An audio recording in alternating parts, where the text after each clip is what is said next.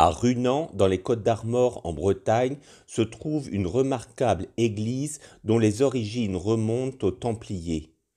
En effet, dès le XIIe siècle, il est fait mention à Runan d'une aumônerie templière qui sera transmise aux chevaliers de Saint-Jean de Jérusalem vers 1312 lorsque le roi Philippe le Bel mettra fin aux Templiers.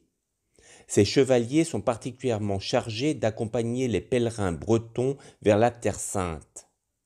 Ils entreprennent l'édification de l'église actuelle à partir du XIVe siècle. À Runan se déroulent de grandes foires.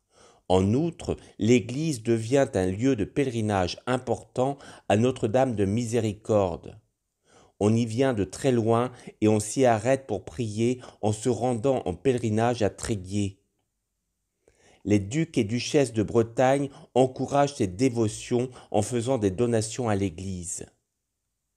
Le magnifique portail sud est surmonté d'une annonciation et d'une piéta finement sculptée dans le granit.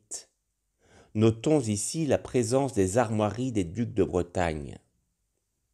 La nef est éclairée par ce vitrail datant de 1423. Il est remarquablement conservé.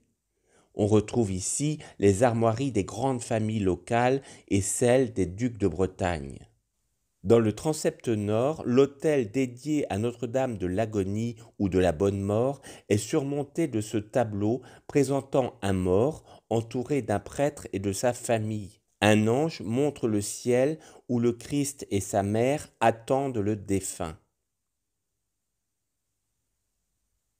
Dans la chapelle des fonts baptismaux, ce retable est également de 1423. Il représente différentes scènes de la vie du Christ, comme cette adoration des mages. Ces bas-reliefs sont très finement sculptés. Ces deux gisants sont du XVe siècle. Il s'agit du seigneur de la Roche-Jagu et de son épouse. En effet, le château de la Roche-Jagu est tout proche. À l'extérieur, la chaire calvaire servait jadis à assurer la prédication aux nombreux pèlerins qui ne pouvaient pas tous entrer dans l'église. L'ossuaire du XVIe siècle est remarquablement conservé.